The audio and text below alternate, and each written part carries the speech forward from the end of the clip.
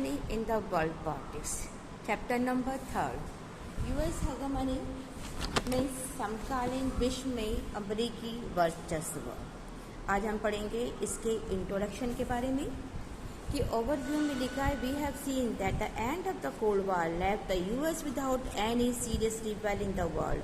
The area since then has been described as a period of US dominance or a unipolar world. In this chapter, we try to understand the nature, extent, and limits of this dominance. We begin by narrating the story of the rise of the New World Order from the first Gulf War to the US-led invasion of Iraq.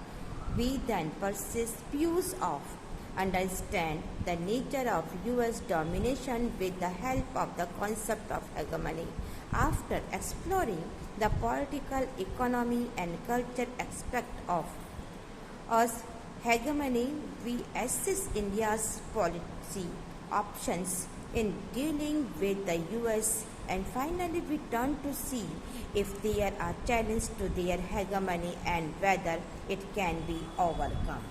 ना हमने देखा है कि cold war के अंत तक में जो यूएस है ये वर्ल्ड की सबसे बड़ी पावर बन के सामने दुनिया के सामने आया है और इसको टक्कर देने वाला या इसका कॉम्पिटिटर इस दुनिया में अब कोई नहीं रहा. इस घटना के बाद के दौर को हम अमेरिकी डोमिनेशन या यूनिपोलर के नाम से जाना जाता है और इस चैप्टर में हम अमेरिकी डोमिनेशन के बारे में अधिक विस्तार से या एक्सटेंट रूप में हम समझने की कोशिश करेंगे. पहले हमने गल्फ वॉर से लेकर के अमेरिका की अगुवाई में इराक पर होने वाले हमले तक की घटनाओं का एक सिलसिला है. तो यूनिपोलर वर्ल्ड की इस उभार को या इस कथा से इस कहानी की शुरुआत इस घटनाक्रम के जिक्र से करेंगे.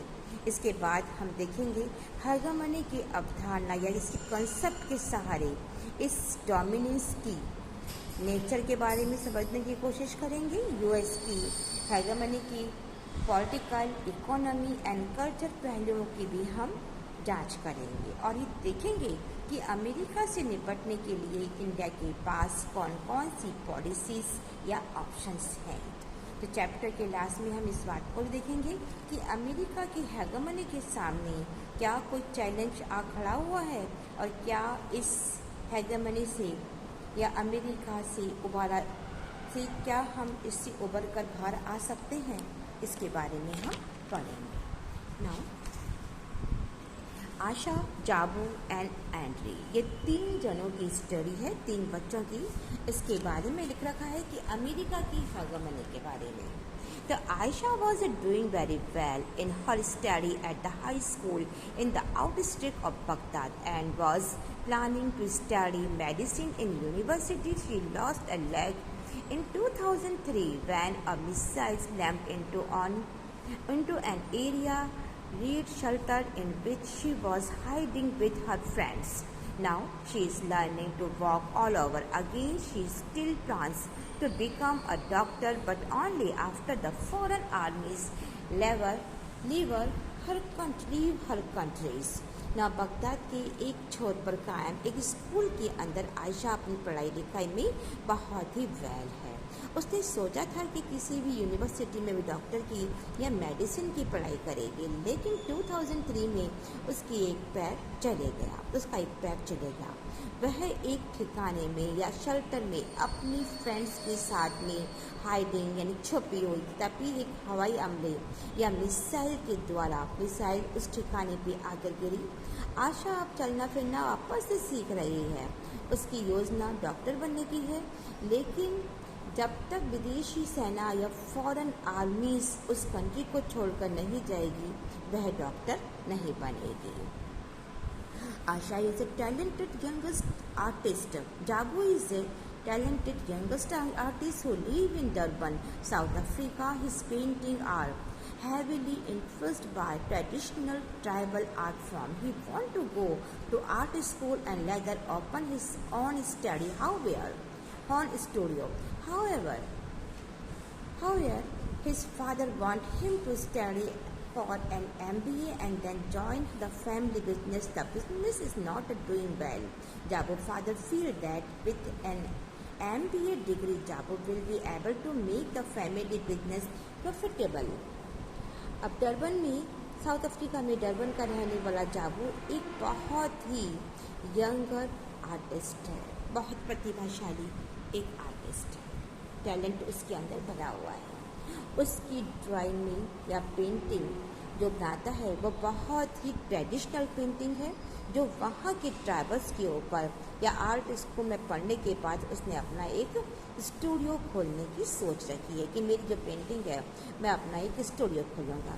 लेकिन उसके फादर चाहते हैं जाबू MBA की पढ़ाई करे और अपनी फैमिली का जो बिज़नेस है उसको संभाले, क्योंकि बिज़नेस जो है इस समय इज़ नॉट डूइंग वेल, अच्छा नहीं चल रहा है। और जाबू के फादर सोचते हैं कि परिवार या जो फैमिली का बिजनेस है उसको वो फ़ायदेमंद या प्रॉफिटेबल बनाए। Andrew is a young man and living in a Perth, Australia. His parents are immigrant from Russia.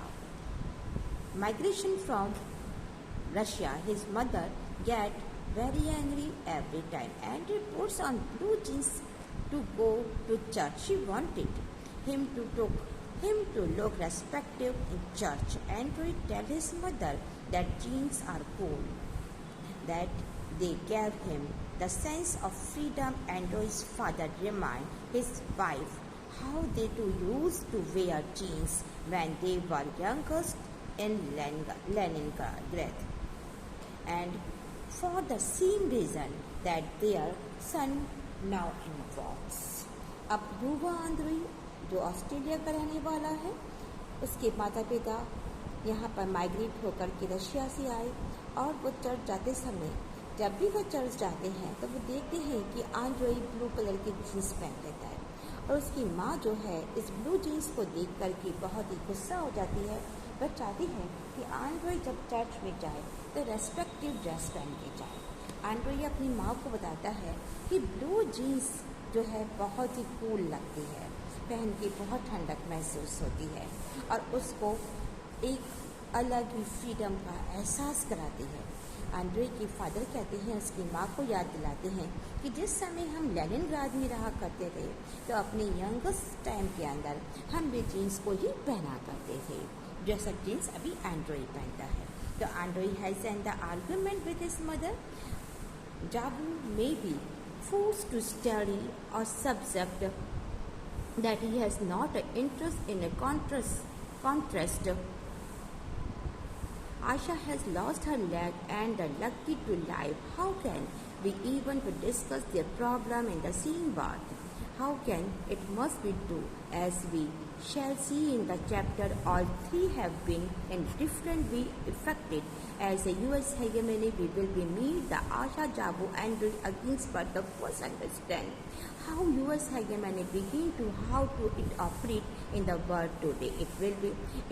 We will follow the popular uses of the word in America to refer to United States of America, but it may be useful to remind ourselves that the expression America covers the two countries of the North and South America, and that the US is only one of the countries of the America continent. Thus, the US, the world America slowly, for the US is already a thing of the US hegemony that we seek to understand in this chapter. Now, अब हम देखते हैं कि Andre की माँ से उसकी बहस होती है और जाबू वह विषय पढ़ना चाहता है जिसमें उसका इंटरेस्ट नहीं है। आशा की एक टांग चली जाती है और उसका सौभाग्य या फिर उसका लक है कि वो अभी भी जिंदा है। तो इन सारी प्रॉब्लम को एक साथ हम चर्चा करेंगे और हम एक ऐसा कर सकते हैं, ऐसा करना जरूरी भी होना चाहिए, क्योंकि इस चैप्टर में हम देखेंगे कि तीनों ने एक एक तरीके से अमेरिका की हेगेमनी का शिकार हैं। आशा, जाबू, आंद्रे पर चर्चा हम फिर लौट के करेंगे और ये समझेंगे कि अमेरिका की हेगेमनी की स्टार्टिंग कैसी हुई, कैसे ये इतना इफेक्टिव हुआ और यूएस की जगह कौन सा हम अमेरिका के लिए वर्ड यूएसए की जगह कौन सा वर्ड हम इस्तेमाल करेंगे। नॉर्थ अमेरिका, साउथ अमेरिका नामक दो अलग अलग कॉन्टिनेंट है और ये इसी शब्द या ध्वनि को उन्होंने कवर कर रखा है। तो अमेरिका शब्द अपने आप में एक हगमनी का प्रतीक हमें ये सिंबल दिखाई देता है।